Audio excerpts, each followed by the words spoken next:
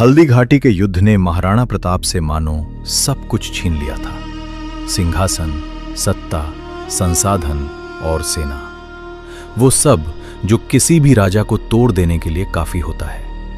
लेकिन महाराणा प्रताप कोई साधारण राजा नहीं थे। राजघराने में जन्म लेने के बावजूद उनका हृदय चट्टान की तरह अडिग था।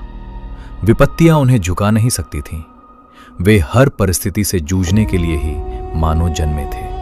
और अब उनके भीतर धधक रही थी प्रतिशोध की वो अग्नि जिससे मुगल साम्राज्य अभी पूरी तरह अनजान था। गोगुंदा और आसपास के क्षेत्र मुगल दबाव में आ चुके थे।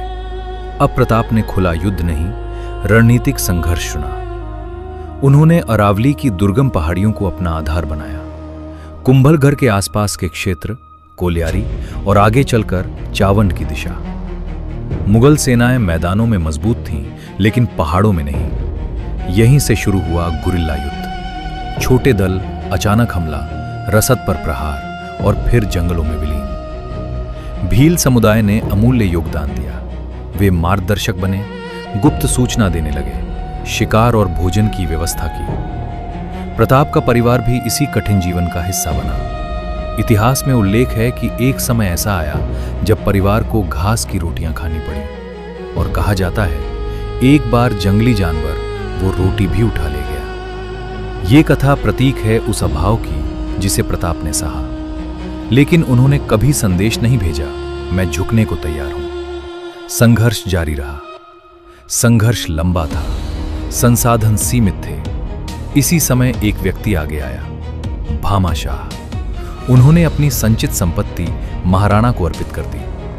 इतिहास में उल्लेख है कि इस धन से हजारों सैनिकों का पुनर्गठन संभव हुआ।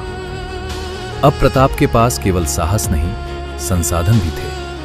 उन्होंने सेना को पुनः संगठित किया, राजपूत सरदारों को जोड़ा, भील दलों को स्थायी युद्ध इकाई बनाया। इधर अकबर उत्तर पश्चिम सीमाओं, अफगान और पंजाब क्षेत्र में व्यस्त था। मुगल ध्यान मेवाड़ से कुछ हद तक हट गया।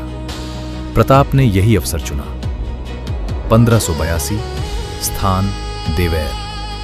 ये केवल युद्ध नहीं था, ये वर्षों के धैर्य का परिणाम था। देवैर में मुगल चौकियां मजबूत थीं, लेकिन इस बार आक्रमण योजनाबद्ध था। प्रताप के साथ उनके पुत्र अमर सिंह भी थे। युद्ध तीव्र था, निकट युद्ध हुआ। मुगल थानों पर सीधा प्रहार किया गया। इतिहासकारों के अनुसार देवैर में मुगल शक्ति को निर्णायक क्षति पहुंची। कई ठिकाने ध्वस्त हुए, मुगल अधिकारी बंदी बनाए गए या मारे गए। इसके बाद मुगल प्रभाव अरावली क्षेत्र से लगभग समाप्त हो गया।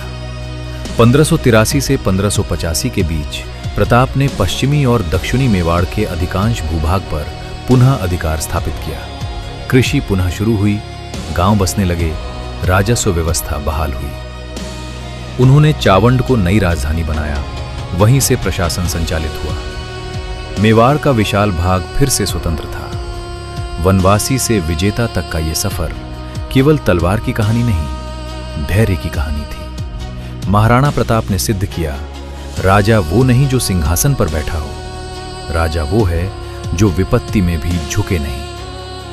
और इस प्रकार मेवाड़ का स्वाभिमान फिर से स्थापित हुआ।